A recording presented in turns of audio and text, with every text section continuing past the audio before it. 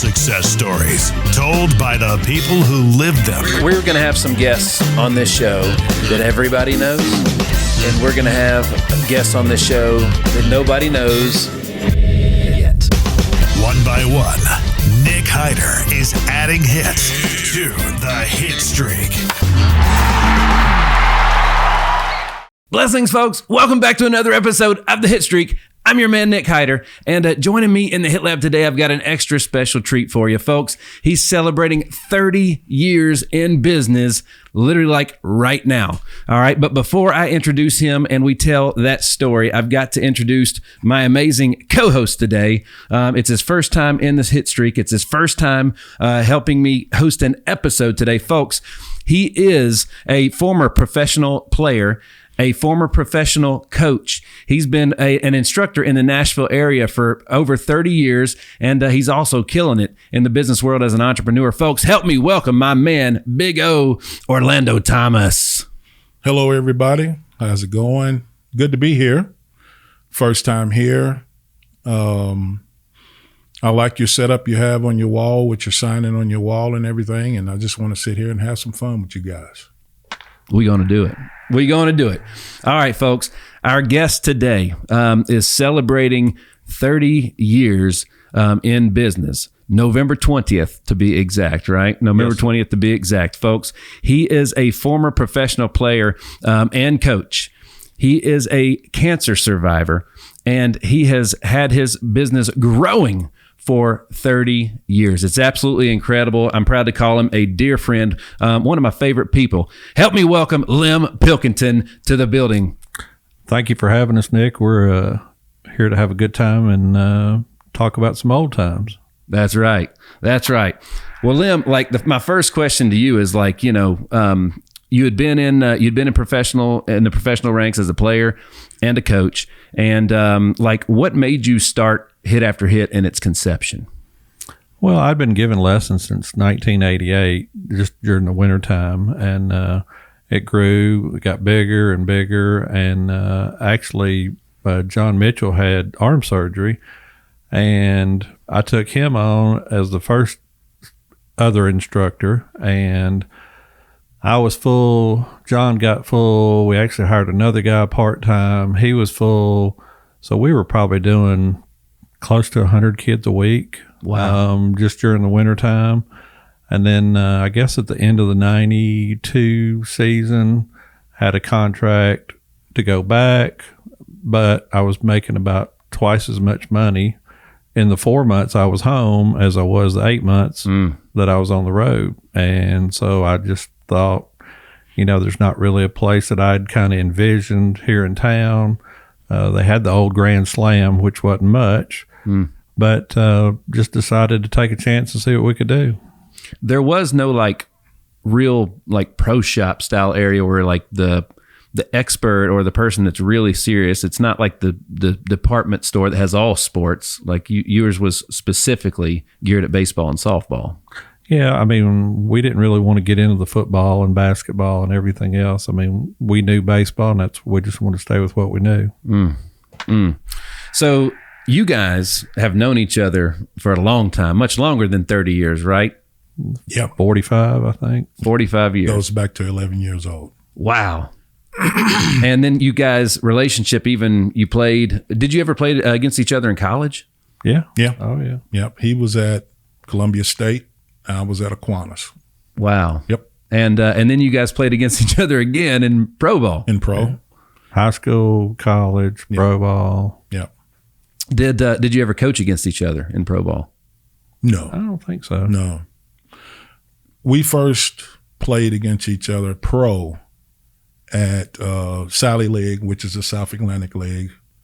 I was with the Savannah Cardinals at the time, and you were Greensboro, maybe? I believe so, yeah. Yeah. And that's when I think that year we probably played against each other probably 2 or 3 different times. Yep. So like, you know, especially here in the baseball world in Nashville, you guys are, everybody knows who you two guys are in the community, but like, I feel like there's a lot that they don't know from the playing and managing days. Lem, you're a cancer survivor, and like a lot of those things have been almost kind of kept under wraps a little bit, right? And it's very intriguing, and it's a big reason that you made it to 30 years in the business. And Hit After Hit is bigger now than it's ever been. How small was the footprint of the retail spot you had when you first started versus now? I think our retail part was probably smaller than this office area that we're in right now. We opened in November of 93, and in November of 94, we did our first commercial. We actually had to spread the gloves out on the wall. We had 12 A2000s. We had to spread them out so the wall had to look full for the commercial. Man, and how many expansions have you taken on since then? I can count 4 that I remember. 8, I think. 8. Good grief. Lem, you have had, like a lot of businesses, when they grow into other markets. You've grown 8 times in the same spot. Like, I mean, you almost have that whole that office building over there. You're like, it's massive. We've been, I guess, really lucky because the people that were to our right end up moving out after we'd been there 7 years or so. So we took that over, started the whole silk screen embroidery part of our business. And then about 7 years ago, I guess, then Stanley Steamer, who was our neighbor to the left, they moved out. We expanded our pro shop. So we've been lucky that I guess we've outlasted everybody. That's how I played as long as I did, is people just quit. Yeah. People just quit. I can remember. So these guys were. Lem was nice enough to give me a job when I was a teenager, and man, I can't. You had to be the most patient man on planet Earth. Not many people think that, but I think that. Well, I can tell you, and I learned so much about business. He gave us a lot of responsibility. Specifically, we got to handle money that came from the customers to go in the cash register and so on and so forth, and inventory. And I mean, literally, like the whole financial bloodline of the business is, at 16, I think I got to have my hands on it a little bit. And every time I needed a spot to land, whether it would be in the off season or whatever, he always had a cage open for me where I could coach lessons, or some hats I could vacuum and clean off and organize, or something, a Florida mop or something like that. And so there's something that, Dale will remember this. So I got to tell a secret that I don't know if I've ever told Lem before. All right. So back then, we had nightly cleanup at the end of the night. We had to dust mop the cage area, clean the bathrooms, pro shop, all that. If you did it right, it took 30 minutes to an hour. Yep. It took me mostly 10 minutes. But you taught me a secret about the bathrooms that we still use here today. And if you ask Dale today about what I care about in the bathrooms, it's not actually how clean the bathroom is. It's, does the chrome sparkle, and does it smell like clean, like bleach? So like Big O taught me to put a little bleach in the toilet water and maybe in the corner behind the toilet and make those faucet handles sparkle, and it looked clean. There you go. There you go. Just keep tricking them, baby. Does that probably just, he's probably thinking, yeah, now I get it. Now, no, I mean, there could be toilet paper on the floor, but it looked and smelled clean when it was over. And we do that here today.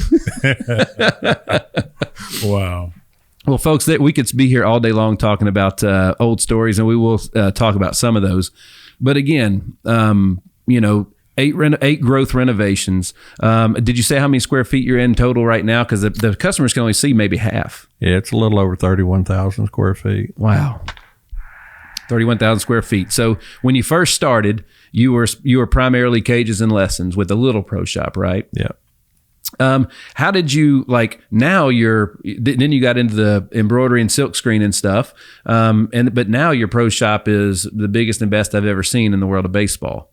So, like, how have you shifted and moved with the market to make those decisions? Well, I mean, we started out with a small pro shop, and then we just kind of let people kind of dictate. They'd always say, well, hey, how come you don't have this, or how come you don't have that? Well, we just kind of tried to add 2 or 3 vendors a year, got a little bit bigger. Then we got into the uniform business, which also got us into the silk screen and embroidery part of it. So, and that was a huge deal because we were subbing it all out for years and just decided to kind of take a leap of faith and figure out, hey, we can do this. Those people that are doing it aren't rocket scientists. It can't be that hard. We can figure this out. And then it just kept growing. People just kept asking for more and more stuff. Inventory just got bigger and bigger. And then we started an online store, and it's just grown a little bit every year. Well, for a long time, it seemed like the silkscreen, like even the last time I was there, the silkscreen and embroidery part was massive. That was your first few expansions, was taking on that, and then the storage area for the pro shop. Like if you ever seen those videos on Instagram where the shelves are stacked to the ceiling and they're doing everything in forklifts and everything else, like that's kind of like that's how big it is back there. There's a lot of stuff in there. I mean, a lot of stuff, and we like to call it organized chaos because I'm probably the only one that knows where everything is. Well, that's true. It is. That's right. Exactly where it is. Folks, he's so disciplined though. Like even back then there was a lot more cash transactions than there are today. But can you remember, like we had the stash of pennies and nickels and stuff so that when we reconciled the night, batched it out at the end of the night, that it was going to be spot on to the penny. I didn't understand how big of a deal that would be for future accounting costs. You know what I'm saying? If your books don't match. Right. Yeah. So I learned a lot from him that way. I learned a lot about you had the lesson packages and learning how to communicate with the clients, because like, man, they'll cancel 5 minutes before they're supposed to start if you don't put something in place. Oh, yeah. Definitely. You know what I mean? So doing all those things, dealing with the market and how to grow pricing to make it all make sense and everything else. How many tens of thousands or hundreds of thousands of kids you think have come through there to get lessons in 30 years? Probably, there's no telling. I mean, there's literally no telling it. I know one year, just for the fun of it, I counted up, and this was back when I was doing lessons full time. I did over 2,000 lessons, not 2,000 kids, but 2,000 lessons in 1 year. Golly, what does that come up? So 2,000 divided by 365, because Lem don't take days off. It was about eight per day. 8 per day. What it came out to be every day of the year. And that was, you had to run the business too on top of that. Yeah. Right. So that 8 lessons was a full day. I remember those days. Oh yeah. I remember those days because we had cages beside each other, and he would do a lesson. I'm sorry, and then he would run into the pro shop because somebody wanted to get something. And this is before anybody else was really there. It was just kind of me and him, and John was there. And then after John left, that was how it ran. He did a lesson, then got through doing a lesson, ran in and took care of the customers in there, then come back out and do another lesson. That's just kind of how it flowed. Yeah, I forgot that John was over there in the beginning. I totally forgot about that. Guy, you've had some incredible instructors over there over the years. I mean, he was one of the funniest people you've ever met. Oh, man. You know, he kept it pretty loose in there. He did. And you started day one. Yeah. Talk to me about start opening a business like that. You got to get the word out. People got to know you're there. Yeah. You probably had a little bit of a client database when you first started, a client list, but how did the word spread so fast back then? We didn't have social media. Gosh, literally you started before the internet. Yeah. Oh yeah. We had a pretty good client base, and we did a bunch of mail outs. You know, the old, you go to the post office with 1,000 things that you're mailing out to customers. A lot of the people that ran leagues were nice enough to give us their customer list or player list. That helped a bunch, especially 93, 94 area, to kind of get us rolling. And then just a lot of word of mouth. Yeah. Well, it was, there was when I was there, and I started there, and I'd been 16, so 96 or 97. So a few years after you opened, the pro shop was still at its smallest. You had your office in the back there. And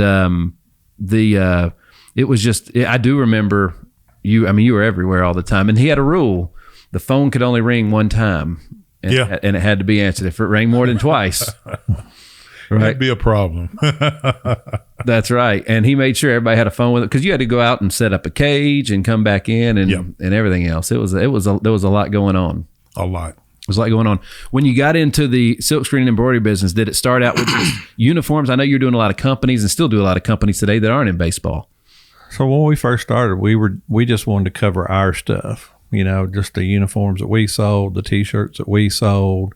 And then within a year or two, then it was, oh, I heard you do printing or sewing. Can you do something for my business? And then it just kept growing. And now we do stuff for everybody: Vanderbilt, Belmont, Lipscomb, Trevecca, countless businesses.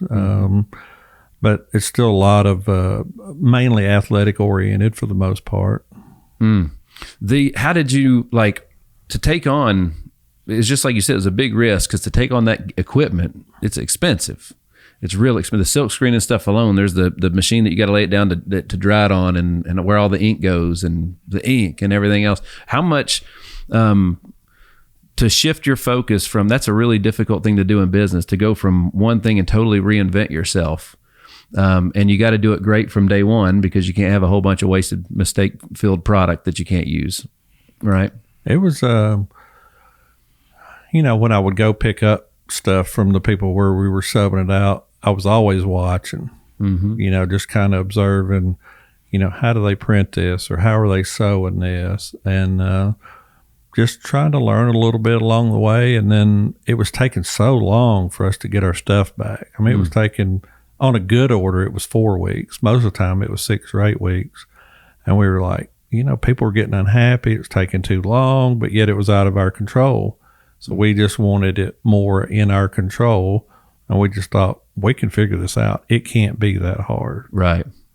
And you were literally one of the ones back there. Like, if I walked in and I needed to find out where Lem was, he was either in a cage in the back, or he was back in the back running those machines and stuff like that.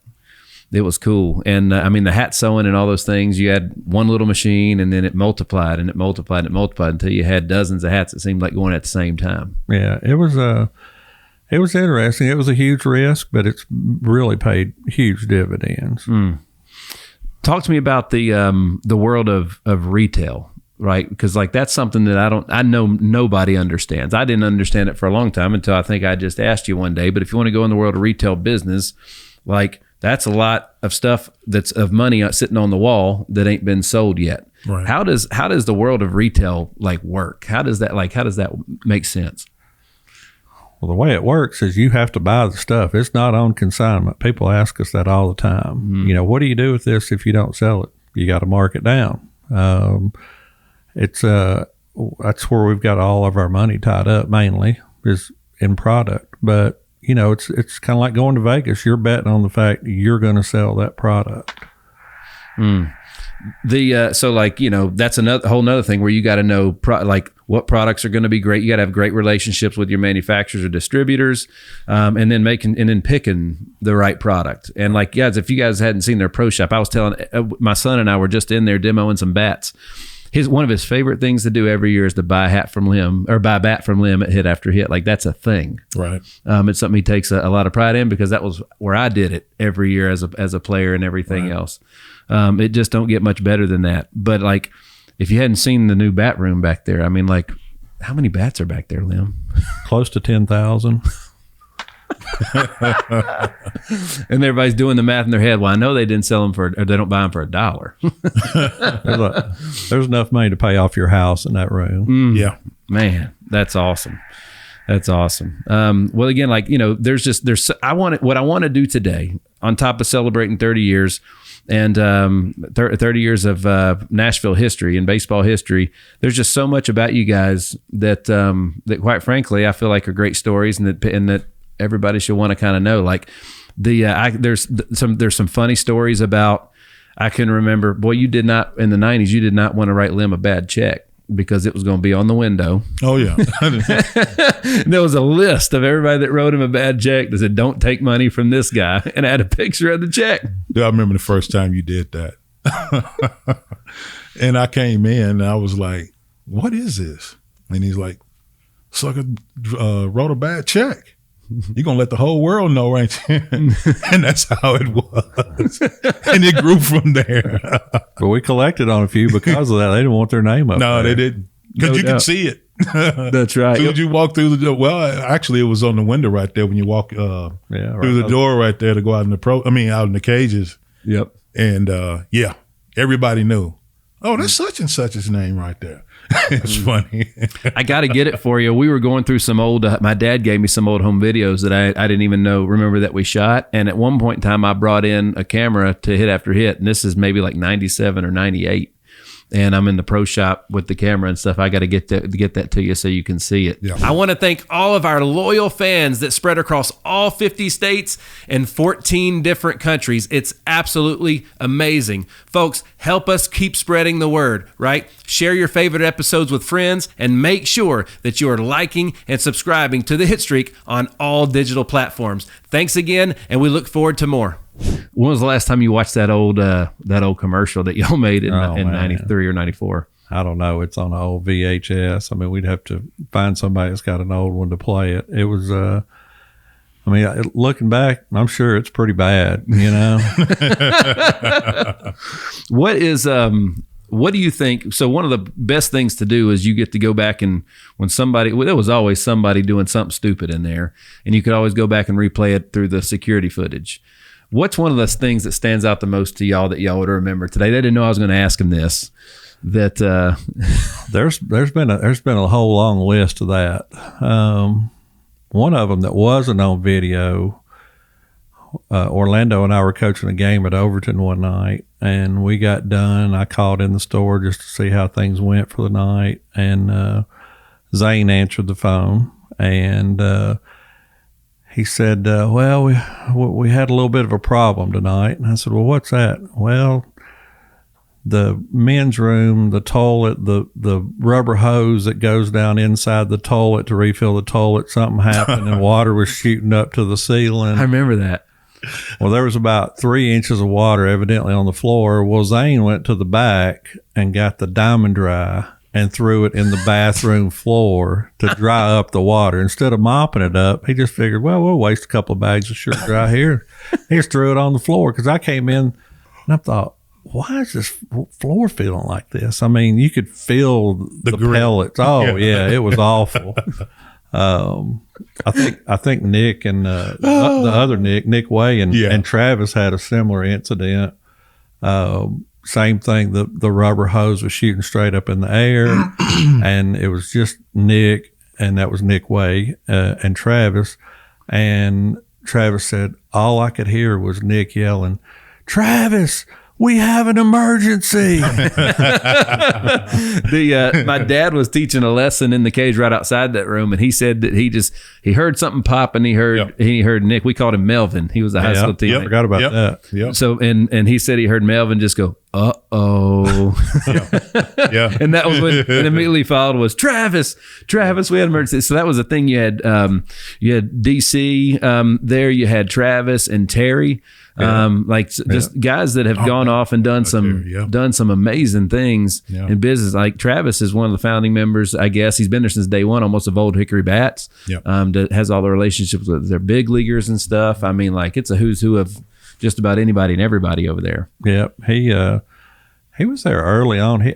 He first started as a customer. He was, I think he had just graduated high school, was going to UT.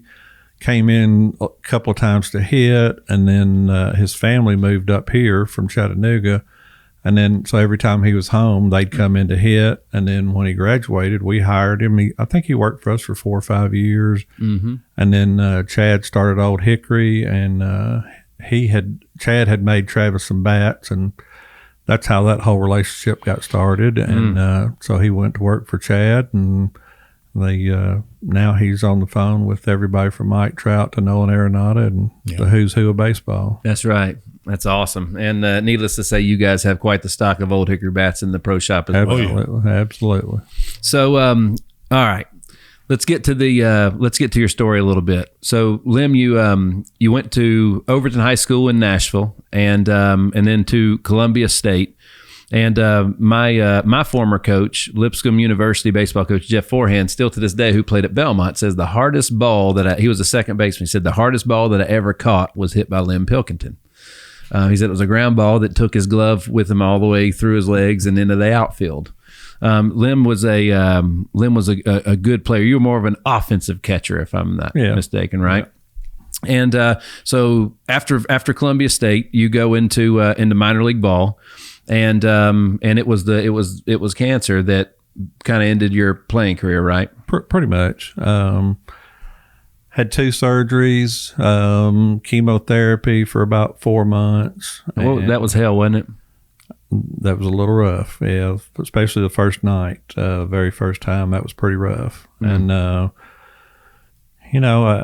they told me, they said, well, you're going to be 18 months at least getting back to where you were if you can ever get back there. And so I guess it was at the end of spring training in 91, the Mariners offered me a chance to kind of be a player coach in AA, and then turned me into a full-time coach for the next couple of years until I started hit after hit. And how did you get into the coach rank? So after Aquinas, you went to Pro Bowl. You were with the Cardinals, right? Right. You were with the Mariners, Lem. Well, I was with the Red Sox first. Red Sox first. After Aquinas, I went with the Cardinals, player for 6, and then player coach, similar to what Lem said, for the last 3. So I was with him 9 years total. Got it. For me, I got with my last season was in 06 and 07. I actually was on the roster. I was just inactive.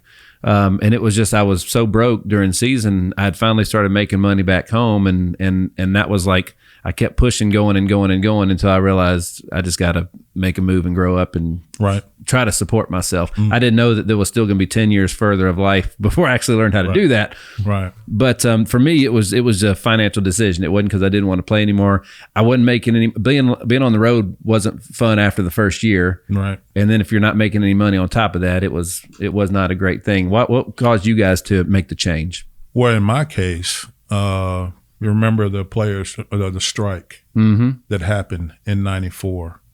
And they did cut a lot of guys, let go a lot of guys, but they wanted me to come back, but at a lower pay. And like Lem was saying, we're not really making that much money. And I was doing the lessons back home, so I cut it loose. Got it. Yep. Got it. Cut it loose and came back home and started, mainly just doing the lessons full time. What about you, Lem? Kind of the same thing. I mean, at a certain point, you're thinking, well, if I'm doing lessons or I'm out here on the field coaching a 18, 19, 20-year-old kid in rookie ball or A ball, you're kind of doing the same thing. So after a while, you start going, okay, well, I can make X doing this, although I get a uniform and everybody thinks it's all glamorous, or I can make Y and stay home and do it, sleep in your own bed. So it was probably more of a financial decision. Got it. And back then, and it's come back multiple times. Back then, hit after hit was more like it was. If anybody said, "What is it?" It was a baseball academy because you had the cages, the pro shop, the uniforms. You coached. You had teams, summer teams. You guys coached together too, right? That was a lot of fun. Yeah. And you guys had, especially in the early 2000s, y'all had some amazing teams. We really did. We were lucky. We had great players. I mean, that's how you have good teams. It's the talent. Oh yeah. Well, but all those were kids that were those were your students. Yeah. They either, did lessons or were coming in and I would eyeball them over there and notice a good swing, and he put multiple swings together. I'm like, we do a team. We need to probably talk with this kid right here. That's how it kind of was, having hit after hit. At that time, I think, like he said, you had grand slamming us. It wasn't pretty much nobody else was doing anything out there. So they were coming to hit after hit to hit. And plus, too, I think that I've been a huge fan of the iron mics. If you want to hit off a machine and look like somebody throwing it to you, you grab an iron mic. And so we pretty much had the only iron mics around, really. And so that brought a lot of kids in too. So it was pretty easy to find talent. And during that stretch, it was some good talent coming through right there. It sure was. Yeah. And you guys had a good time doing that, didn't you? Oh, we had a blast. It was fun. On that, to add to that, I think it was the first 2 or 3 years I wasn't coaching with Lem, and he had his team. And maybe 2 years. But he asked me, he said, "Hey man, I know you know what you're doing. And you want to have some fun? Let's come out here and work with these kids. And so it grew from there. And I'm trying to think, how long did we do it together? All the way up to 2012. Wow. I think 2012 was the last year, wasn't it? Right around that 12, 13. I don't know. Okay. It may have been a little longer than that. It was about a 20-year run almost, wasn't it? It's not 18 or 19, something Wow. like that. But I know it started like 96, 97, and then ran all the way through. Yeah. When I first met you, it was when it was right after Hit had opened, and I remember playing in Brentwood in a fall league. You had a team, and we were in the same fall league, and you weren't there yet. I do remember that, and that would have been like maybe 93. My first year on the big field, I think, so it would have been 94. Okay. Fall of 93, or spring of 94. But then he and I did Overton's team. That was back in the day where they had the high school fall ball league, but the high school coach couldn't coach it, so they had to find somebody else. So we did Overton's team for a long time. Yeah. Oh, that's right. You did. That's right. You did the Overton's fall league for him, didn't you? Matter of fact, you remember the kid with the big, thick glasses that played at Hillsboro? I know your dad remembers him. Who was that? Steinbreaker. Oh, yeah. If you're listening, Scott, I'm telling this story on you. Who was Overton's best pitcher at the time. We needed one out to win this fall ball game. And this kid comes up there in blue jeans and tennis shoes and like 2-inch thick glasses, and Steinbreaker hits his bat, and it's the only hit the kid probably ever had, rips a single in the center, they score 2 runs, and we lose.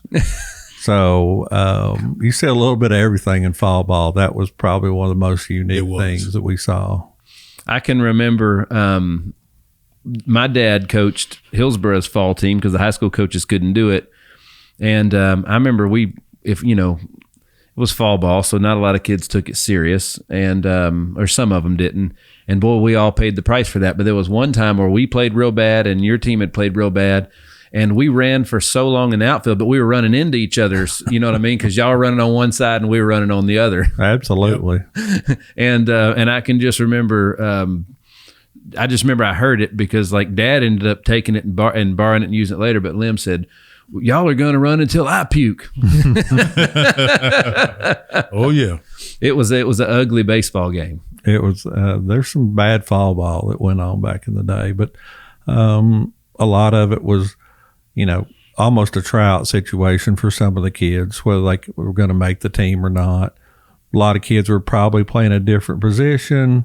The main thing was, a lot of the pitchers that were their normal pitchers weren't throwing a lot because they just kind of wanted to let some other kids throw, see if they had any other talent. So there was some bad baseball going on a lot of times. Especially on Saturday mornings about 9 a.m., you know? Oh, yeah. With Greg Serco opening the field out there and the grass is still wet and you're like, what are we doing here, know? That's right. We could have started like the early morning games, especially in the fall.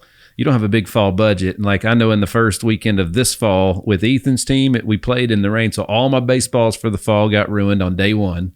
Half the kids' uniforms are scratched we can't reuse them in the spring because they got mud on them. You can't get out. I like starting a little bit later in the mornings because you just ruin everything. Yeah. All right.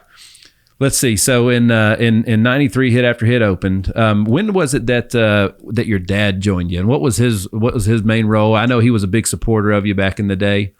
He ever since, even before we opened, actually, he helped me set it all up. He was always our repair guy. If anything broke, he could fix it. It was amazing. From a pitching machine to relacing gloves, it didn't matter. If it broke, he was the guy to call. Mm-hmm. He had an office back there at one point in time. He did. He'd go back there and turn on the radio and fix a glove, or he'd repair a hand for one of the Iron Mike machines. He was always there. I think, especially after he retired from the school board, that was kind of his getaway of want to get out, just go hang out for a couple hours. Sometimes he'd come up there for nothing, just come hang out and see what was going on. Well, he was the original glove doctor. He could lace a glove like nobody's business. Yeah. He got good at it, especially a catcher's mitt. He actually got into that purely on accident. I don't think Orlando was with us, but in 81, we were playing in Mobile, Alabama, and Clay Whitehurst, who ended up being a wide receiver for Alabama, only left-handed guy we had on the team. Well, he broke his glove, and we didn't have another left-handed glove. And so in between innings, my dad actually fixed it, and that's kind of what started the whole thing. Wow.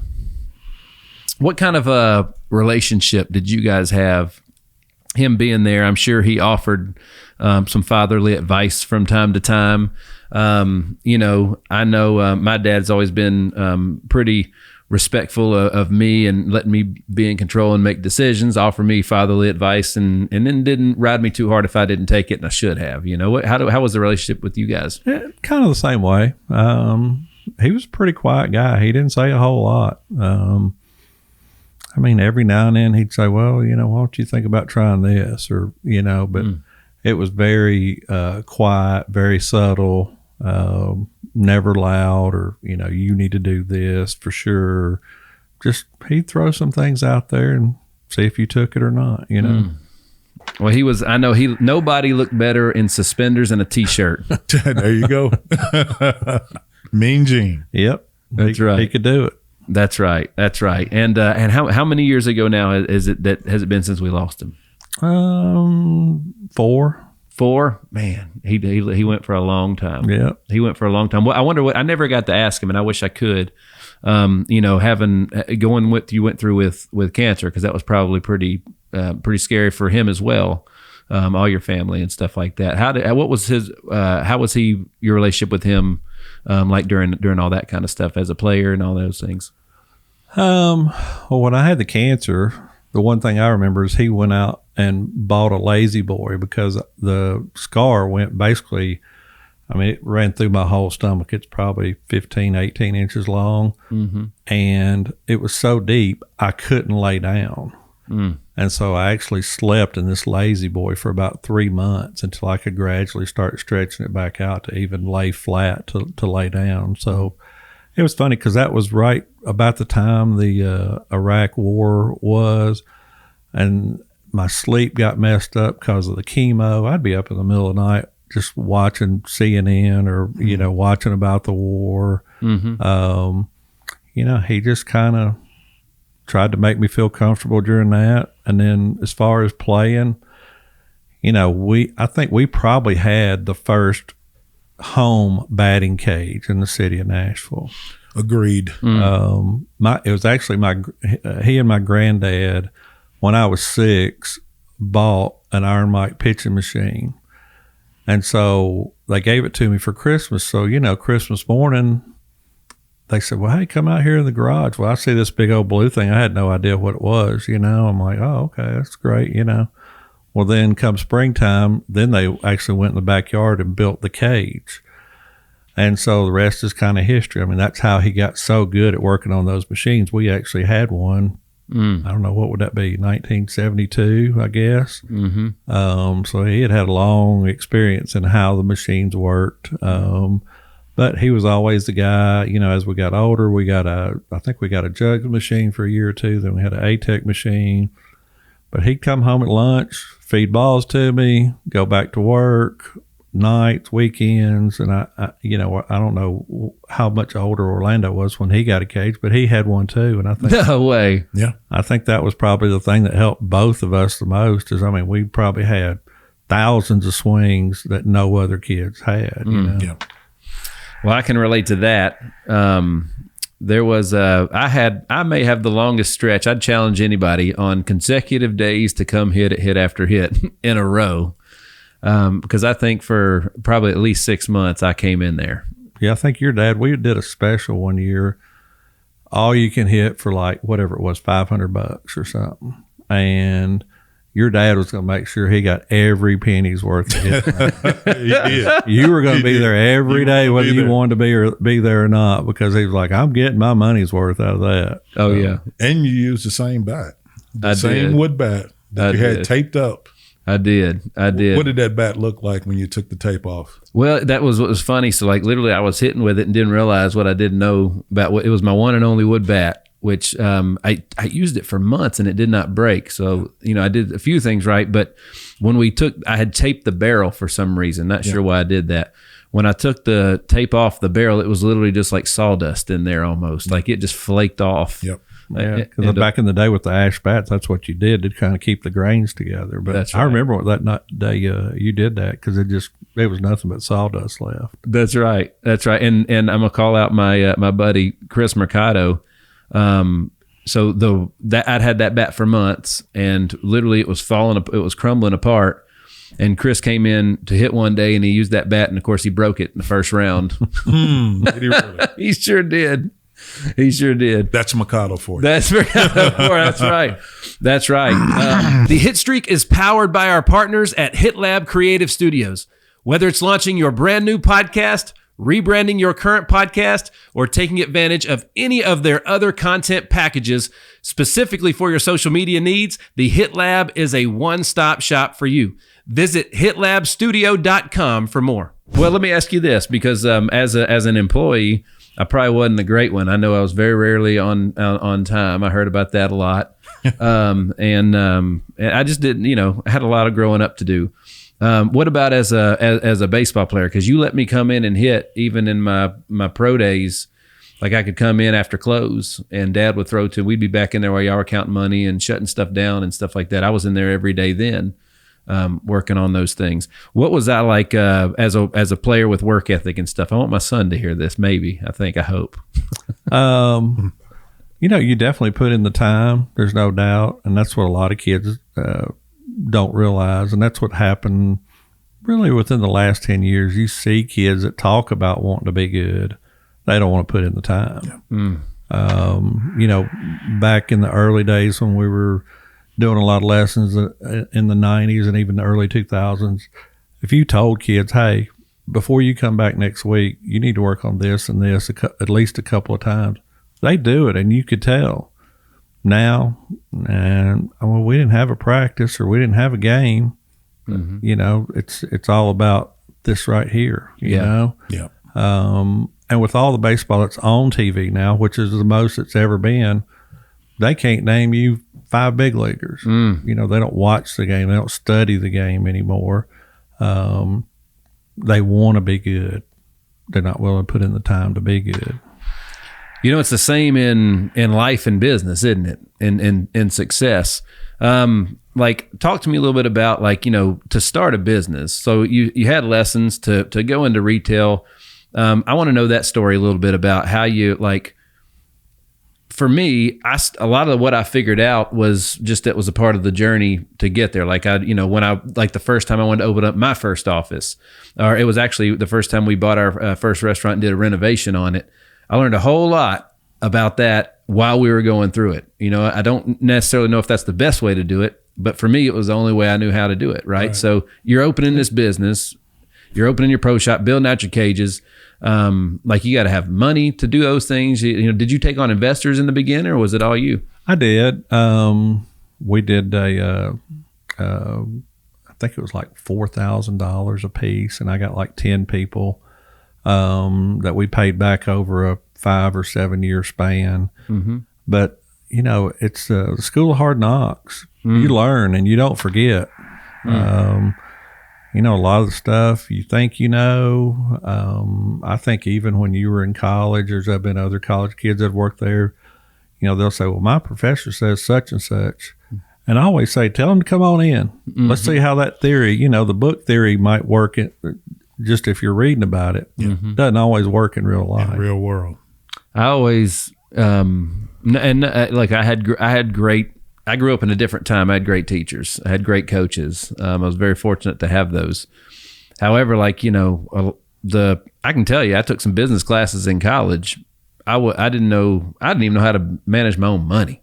That was not something that was taught to me. And then somebody asked me, so you're learning business from an employee. I was like, dang, I hadn't thought about that. That person that's teaching me business had never ran a business before. They had never opened a business. They had never funded a business. And they were literally the definition of the opposite of a business owner. They were a W-2 employee of the university. Right. That's exactly right.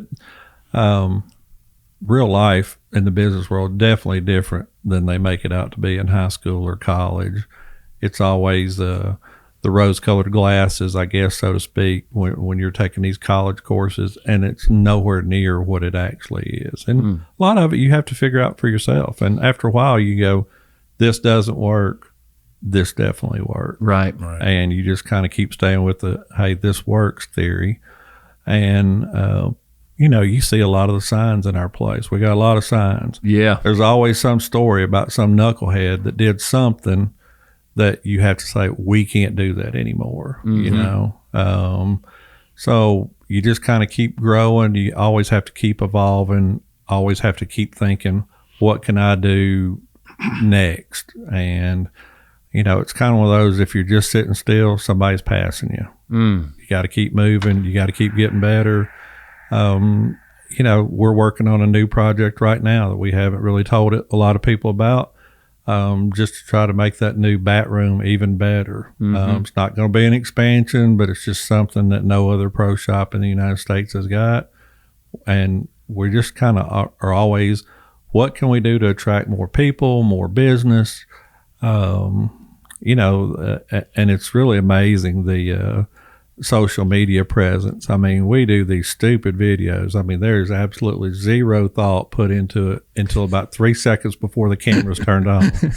And we're just winging it, baby. And all summer long, people would come in. We had people that were literally driving 4 and 5 and 6 hours to come see our store because they were watching these TikTok videos or Instagram videos, and that just blew me away. Oh, yeah. I'm like, we're winging this thing. Like last night, somebody turned the lights off. We hadn't done our video for the day. I did it in the dark. We got a spotlight on the phone. I mean, it looks dark, and I even told everybody, hey, we're standing here in the dark, but here's today's video, We just kind of wing it. It's not pretentious at all. It's like, here it is, here we are. There's not... we're just trying to get the word out. Hey, we got these products, because we probably have one of the top 2 or 3 pro shops in America. Agreed. And we work really hard at bringing the right stuff in, making sure it's priced right, making sure the store looks good. I mean, it's we clean. spend a lot of time that people don't realize. And, we take a lot of pride in it. And, you said something earlier, but, how do we do that? Because we have to. That's right. You get to a certain point, you got so much inventory, you got to keep turning it over, or the books don't come out too good at it. Right. That's right. That's right.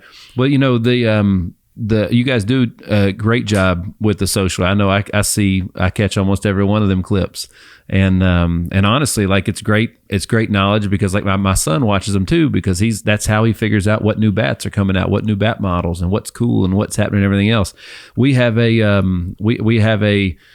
not a theory, it's a mission. Like, the average person is spending 6 to 10 hours a day looking at a device. And I firmly believe that if your business ain't on there, you're going to lose your customers at somebody that is. You will. You know what I mean? They're binging on something. And if it ain't you, you lose. But this is also the dumbing down of America too. I don't disagree with that neither. I mean, if it's not on that phone, they don't believe it. That's true. And they shouldn't believe half of what is on that phone. Yeah, absolutely. Well, again, you guys do a good job with that. And, that spur of the moment right there in the pro shop thing, that rawness is pretty cool. Yeah. It's its own thing. I was talking to you about production when I was in there the other day when Ethan was demoing his bats and such. And it'll be fun to watch what you're doing now versus how it will have evolved a year from now. It's just like watching the rest of your business with your with your growth. Like, you probably could have got to a place at one of the 8 renovations and expansions you did where you could have been just fine and rode it out until you were done. What's the driving force for you guys? Like, what's the driving force, Lem, to keep doing that, to want to stay at the top? It's a lot more fun at the top than it is the bottom, that's for sure. Winning's a lot more fun than losing, baby. Big time. Take winning any day. For me, it's always get to the next number. If we do $3 million this year, I want to do $4 million next year. It's just about can we do better? It's just the inner drive of, I want to do better. I think we can do better. We can sell more stuff. We can do more lessons. We can have more people hitting in the cages. We can print more shirts. We can do something. I just don't ever think that you've got to the point where it's like, this is it. That's all I got. I can't do anymore. I think there's always a way to figure it out. Get up an hour earlier, stay an hour later, something. Yeah. Would you say, overcoming cancer like you did, did that give you like a new take on how you're probably grateful in a different way than most people are? I'm sure every day you look at that scar, you're probably reminded of it. Oh yeah. And I think it hardens you a little bit too because of what you go through with the chemo. That's some rough stuff. Especially back that 35 years ago or whatever. Oh yeah. Yeah. I mean, the first night I think I threw up 2 toenails. I mean, I'm not kidding. I mean, it came out of places I didn't even know I had. And, I mean, they either say you're going to get better or it's going to kill you. That was kind of their slogan back then. So it is what it is. I mean, that was your chance to survive. It's like, what do you do? Yeah. Before I had the surgery, they told me the night before, there's about a 25% chance we're going to cut you open and it's going to be so bad, we're just going to zip you back up and send you home, and that's it. So just getting through the surgery itself, you're like, well, okay, I'm one step to the good there. And then as you start going through the chemo, eventually you think, well, I only got 3 more. I only got 2 more. I only got, and you just kind of will your way through it that way until, and it's never come back. Super lucky about that. But I do think it gives you something inside of you that just says, I'm not giving up. I didn't let cancer win. I'm sure not letting these idiots win, Big O, I can still remember the story, and this is like 96, 97. I'm working there, and I can't remember what milestone it was, but something. It was 5-year anniversary, and there was a revenue accomplishment that had happened, and it was a big deal. And I can't remember what it was. I was there when I was there the first $1 million year. I remember that. But you told a story about you could remember when because you were there, like y'all were doing lessons together. Like Big O would step in and put money in the cash register and help a customer and book a lesson. He knew how to do all those things. You told the story about the first day, the first $1,000 day, and you think about how far everything's come since then. So like, what's it like sitting where you sit? What's it like watching that and seeing it, everything that's happened? It's amazing. Humble beginnings starting off. Like we said, we started off with the pro shop probably being just slightly bigger than this and just take off. And I really think too, what one of the factors in it really growing up too was the kids coming in, kids and parents coming in, getting the lessons. And it grew from there because the kids coming in to get the lessons, they were getting good results. So of course, you're getting good results like that, you're going to tell somebody else. The parents are going to tell somebody else. And Lem had the equipment too. I mean, like I said, if you're going to hit, I'm a big advocate of the iron mics. And so he had the equipment there. You had myself, you had Lem, you had John there at the time too, back in the early beginnings. Charlie was even there back then. Yeah, that's right, he was. Charlie was both there. pro pitchers and brothers. Yeah. So you had, big time instructors giving, good info, kids getting good results. It could only blow up. And then he was smart in making those adjustments you need to do to get better. You saw the pro shop get bigger. Like he mentioned earlier, we had a business to the right and left closed, so you got a lot of space. And I can remember when he had mentioned to me about, man, I'm going to do that silk screen and embroidery in here. I was like, really? And then the rest is history with that. So that grew. And I can remember when he was saying about how long it took. I can't remember the name of the company. It was Gillies. How long it took to get the product back. And, Lem complaining. I can't share some of those. But and he brought it up under the roof, up under the hit after hit umbrella, and it grew from there. I don't know if you remember, we used to have the cage back on that side over there by that silk screening room right there and the stitching room. And I used to do lessons there on that side. And also that was mixed in with the storage. Mm-hmm. Also, where we kept a lot of the product, storage for product and this and that. And so it grew from there and it just kept going. Mm-hmm. But, hey, awesome. Yeah. Awesome. And, like you said now, I mean, if you're not putting it out there on this right here or on a laptop or on a PC where most of, like you said, what's the number? 8 to 10 hours or what? A day? Yeah. That's a huge number. It is. That's huge. Almost half of people's lives are spent on a device. Yep. Right now. So you have to be with the times. You have to adjust to the times if you're going to float up high like that. The statement he made about one or two in the nation, 100%. Mm-hmm. I agree. Yeah. I mean, when you walk in there, I mean, it's baseball heaven. If you can't find a glove, if you can't find a bat, I don't care if it's wood or metal, you're not looking. That's right. You're not looking. That's right. I mean, how many square feet of batting gloves do you got on the walls? It's unbelievable. It's that whole industry, the batting glove industry has been turned upside down by what was once a 16-year-old kid, with the whole Bruce Bolt story. Another just amazing story of a kid, thought he could do something better, and here's Franklin at Sporting Goods, been around forever. All the big league guys are wearing these batting gloves. And all of a sudden you got a 16-year-old kid who thinks, oh, I can do it better. Mm-hmm. I mean, if you go to Vegas with those odds, that's about $1 billion to 1 probably, you know. And now his company owns that market in just a short, 3-4 years. It's amazing. But, times are always changing. Products are always changing. You got to stay on top of that stuff. You got to be willing to try some stuff. You also got to be willing to fail sometimes, you know. Sometimes we buy a product, great reviews, everybody thinks it's going to be great, and it just flops. Mm-hmm. And sometimes you think something's just going to be okay, and it turns out to be a huge success, and you can't buy enough of them. Talk to me about overcoming some of that adversity, because, sometimes those things can be crippling to a business, especially in the beginning days, But talk to me about like how you used, this is a 2-part question. First of all, how did you use your sports background to apply to business? Because I'm always telling parents, man, get your kids in sports. It teaches them a lot of life lessons. And then any mentors, like I have a ton of business mentors that I study and follow and keep up with and associate with, right? That I've learned a lot from. Who were some of yours?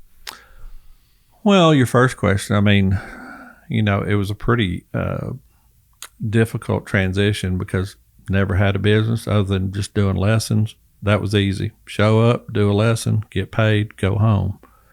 Didn't really have anything monetarily wise that invested in it, really. Mm-hmm. And then all of a sudden now you're paying rent, you're paying electric bill, you're paying insurance, you're paying employees, and you got to start figuring it out quick, or you're going to be in unemployment line with them. Mm-hmm. Early on it was really tough because a lot of people don't want to open you up with terms when you're new and you're young. Right. We had to do a lot of begging, a lot of promising. Got really lucky with a couple of people, especially Wilson Sporting Goods and a couple of the early ones, because then all of a sudden when you go to the next one, you can say, well, I'm open with Wilson, or I'm open with Mizuno, I'm open with Rawlings. Then all of a sudden you got some credibility, and now all of a sudden everybody says, oh, well, if he's open with all those people, we need to open him up too. And some of those companies might have had deals with other uniform and apparel companies that maybe even be exclusive and all that kind of stuff, right? We really got lucky. Like I said, some of the early people, Louisville Slugger was one of the first ones. Wilson was one of the first ones. We really got lucky, and we did good. We sold a lot of product, paid our bills on time, and just kept expanding. Would you say, Big O, would you say that Lem is probably one of the most disciplined, process-driven people that you've ever seen? Like, I mean, I know for a fact, like when payday for as an employee it was almost like there was a little slot on his desk where the checks would be. Yep. And but you could count on it to the minute every week or two, whenever it was, that they were going to be there at that exact moment when they came in. Like, It wasn't like he said, I bet you wrote checks at the same exact time every singleweek. There was some late nights.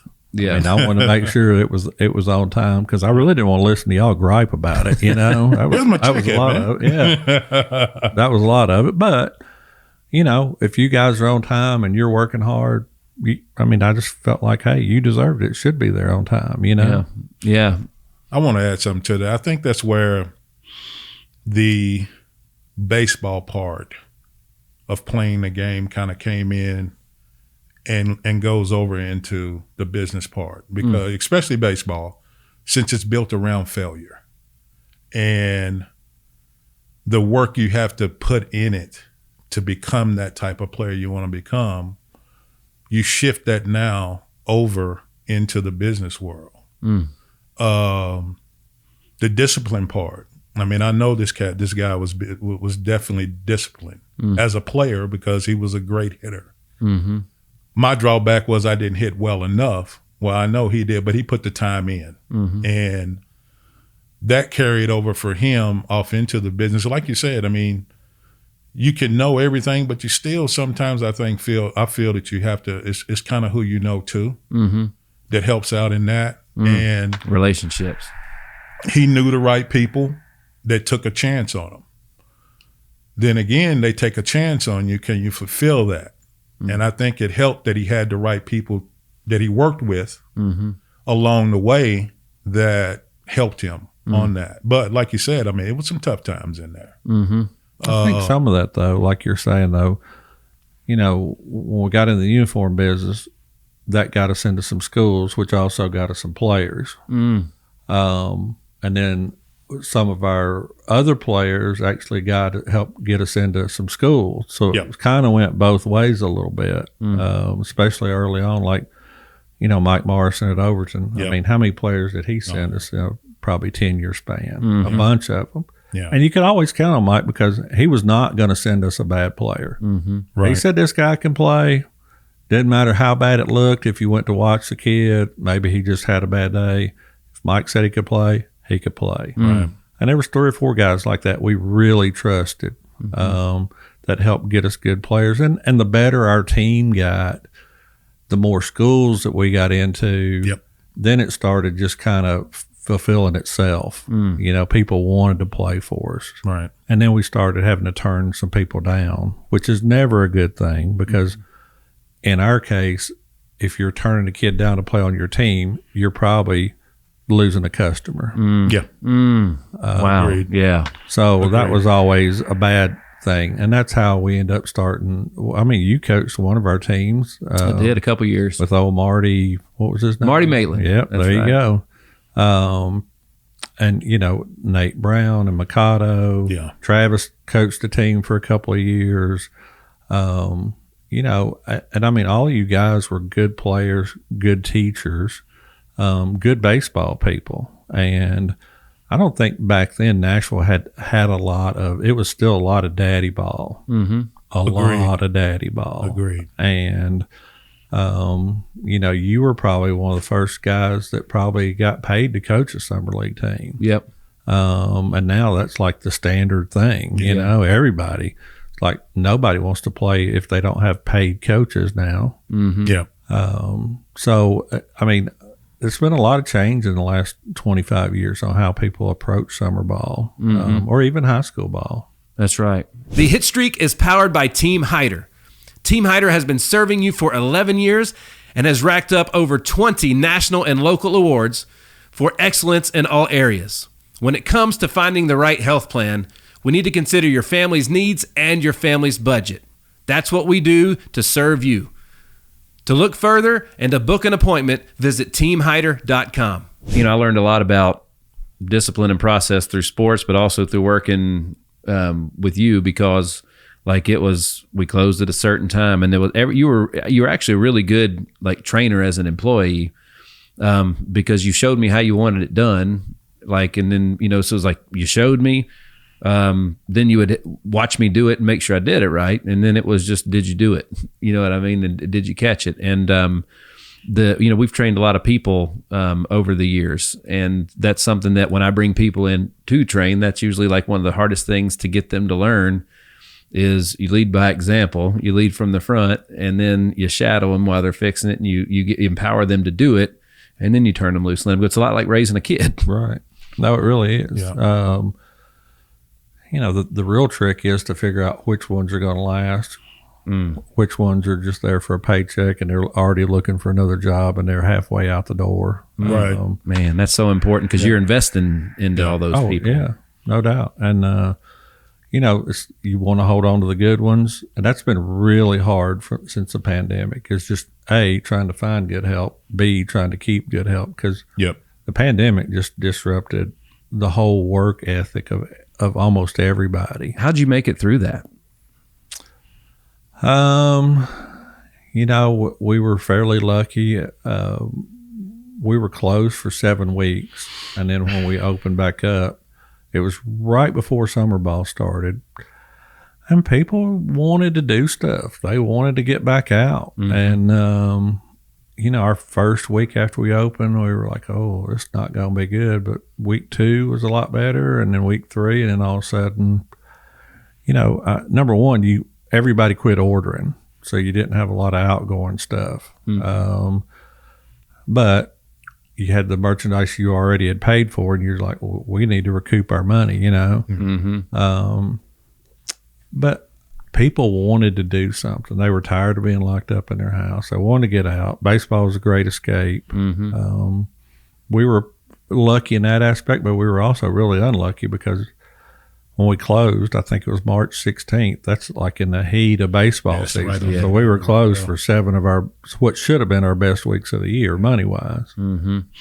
That's usually the peak time for lessons. I mean, I was slammed during that stretch. Yeah. I tell you, can I add something? Sure. I wanted to add, too, I think as a businessman, Lem was able to kind of step his game up from the business side when he put the trust in me. I'm not going to be doing lessons anymore. You go ahead and do the lessons. I'm going to go ahead and run the store. So he didn't have that to worry about that because that was handled. And he was able to really concentrate his efforts into growing hit after hit. Yeah, that's a great point. Now, I know you still will do some lessons from time to time. One of my players, Henry Schaefer, is working with you right now. And I do remember that you were doing that, and then the business got to a place where you had to make a choice, and that probably couldn't have been an easy choice. The lessons were a lot of fun for a long time when the kids were working on it and wanting to get better. But it also helped, too, that, number one, I knew I had somebody I could trust. And number 2, it's like, man, these guys just don't want to work at it, Right. Yeah. And some of them did, but there were more. We saw more and more and more that wanted you to do the work for them. Yeah. I still tell them, there's no magic baseball dust that I'm sprinkling on you and you're going to be a 400 hitter. Otherwise, you'd have to pay me $1,000 a lesson. I'd have been retired a long time ago, and you'd already be in the big leagues. But you just have to make certain choices sometimes when it comes to business. Sometimes you're right, sometimes you're wrong. Big O mentioned earlier about when we moved the lessons over there into our new area in like 2000 or 2001. I think your dad might even been giving some lessons over there then. Yes, he was. He was there for about 20 years, I think, give or take. That was one of the worst decisions I ever made, was to move the lessons over there. Yeah. And, we thought when we did it, we could close it off and it'd be this private area and everybody would really like it. They did, except for nobody knew we gave lessons anymore because the doors were closed. They couldn't see any lessons going on. They didn't even know we gave lessons. Yeah. So, something that we thought was going to be good And it was good for the people that were there, turned out overall to be a negative, and we had to kind of get back out of that situation. Right. And it just so happened when we were seeing all this go down, we were like, well, okay, well, if we're going to move the lessons over there, what are we doing over here? Mm-hmm. And it all just kind of really got lucky and fell into place all at the same time, where we bought all the silk screen equipment and the embroidery equipment, and all of a sudden you're like, this will work, you know? It's a really good observation. Let me ask you this.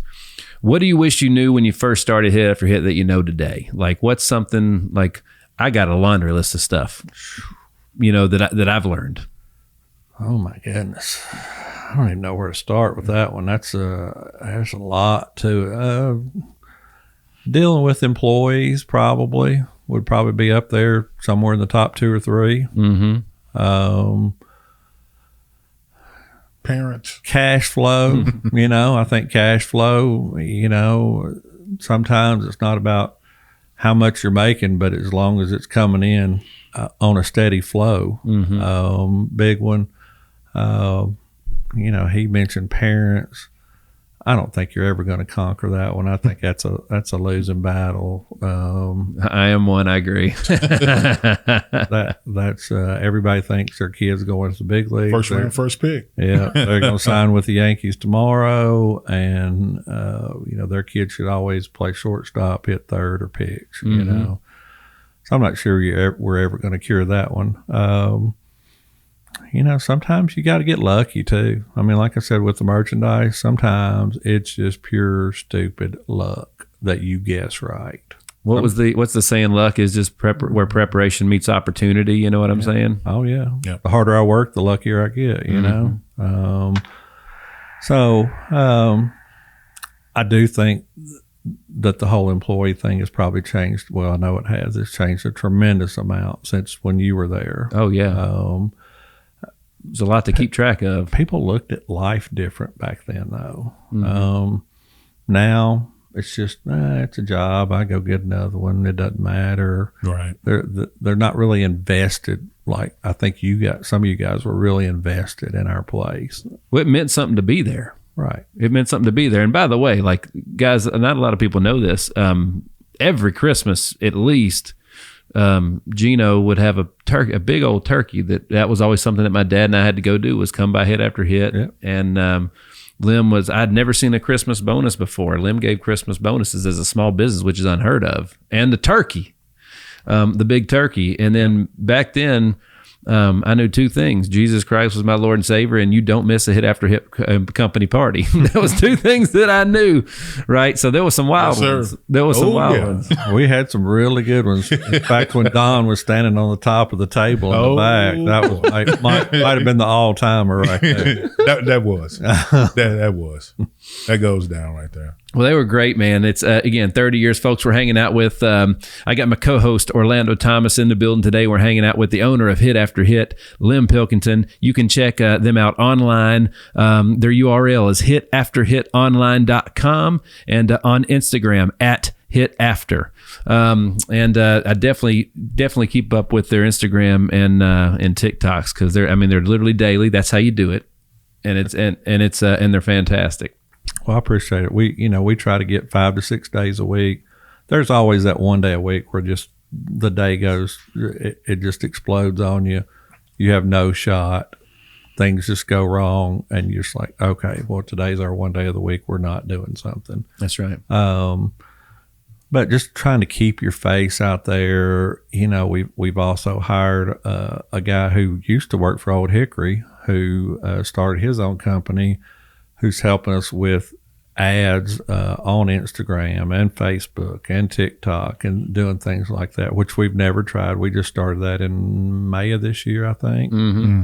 And he's doing an awesome job and learning a lot about that whole industry. Because you know me, I'm as old school as they come. That's right. And this dude right here is, you might as well be talking Chinese to me sometimes. And I have to tell him, dude, you're going to have to explain that a little bit more. He's talking all the computer, phone lingo. We'll just try. No, I don't know what you're talking about. Mm-hmm. You're going to have to dumb it down for me. That's awesome. So, but just, it gets back to the whole, You always got to keep evolving. What do I got to do next? How do I reach these kids? Because that 12 and under, that dude right there, that's how you reach those kids. It's not about TV commercials or newspaper ads, all the stuff we used to do. You're just throwing your money away, I think, at this point. I agree. I mean, put it on the phone, they're good to go. That's right. That's right. Well, man, is there anything else? Obviously, congratulations. I can't say that enough on 30 years. That's absolutely incredible. That's careers for people. You know what I mean? That is absolutely careers. And you're at the top of your game right now, biggest and best it's ever been. And 30 years.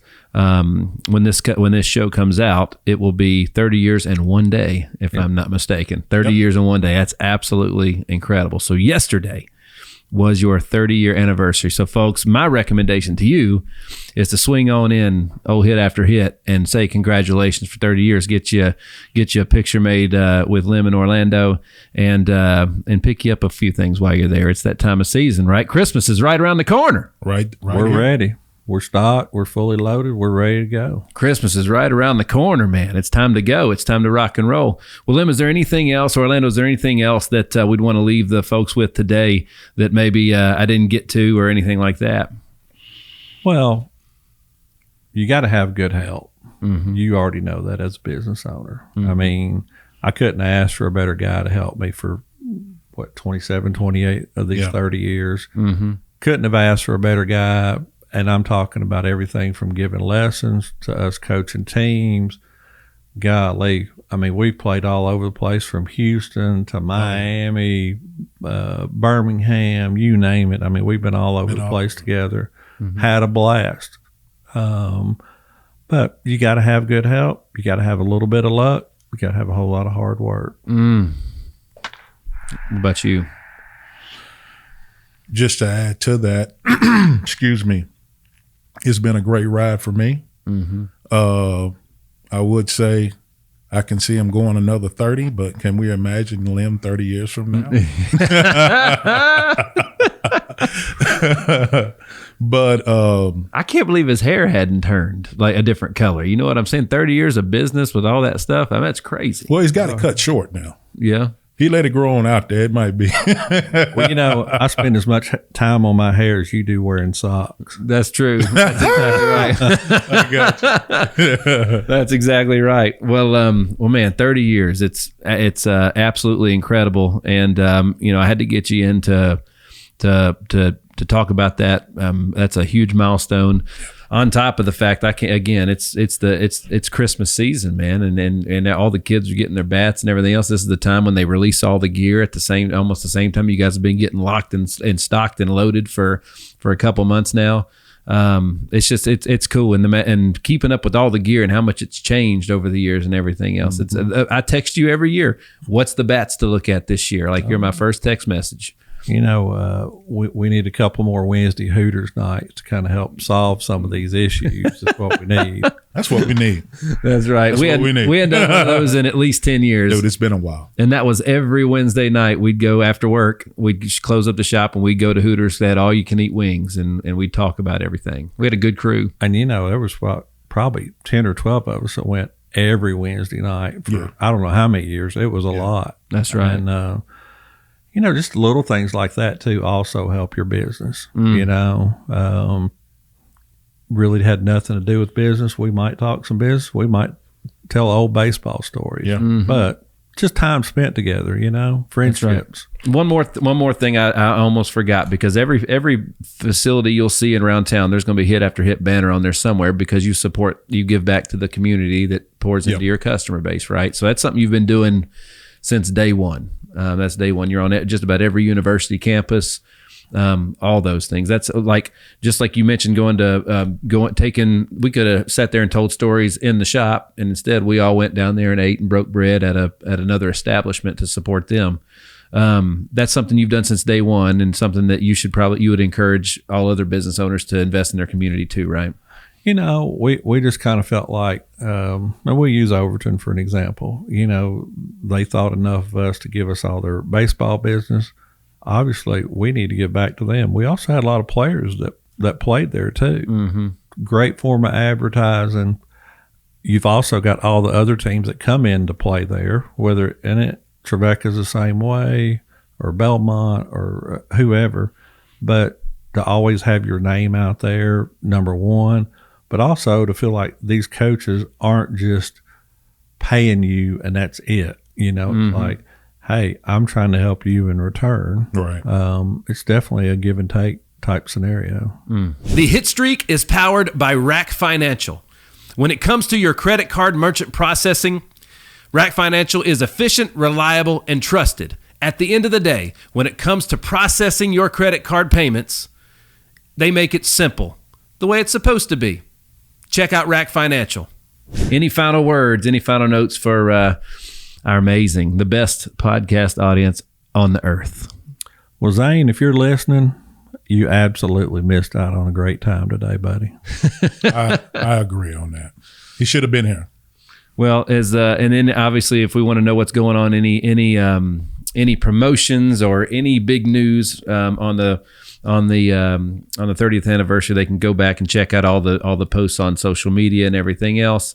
Again, man, 30 years, it's absolutely incredible. Like you just said, such a small percentage of American businesses that make it that long. It's awesome. Well, we sure appreciate you having us. We've had a great time, and we always appreciate your support. Your dad's been a great supporter of ours. We always appreciate him too. And if you're looking for baseball stuff, give us a holler. That's right. Folks, we've been hanging out with big shout out, by the way, to my co-host, Big O Orlando Thomas, for hanging with me today. And Lem Pilkinton, the founder and owner of Hit After Hit, celebrating 30 years in business yesterday. Absolutely incredible. Check him out online, hitafterhitonline.com, and on Instagram at Hit After. Same at TikTok as well. I believe it matches, does it not? On TikTok. Yep, that's right. That's right. Well, Lem, Orlando, thank you guys so much for hanging today, man. We had a great Been time. awesome, brother. Thank you. Folks, thanks for tuning in to another episode of The Hit Streak. I am your man, Nick Hyder. God bless.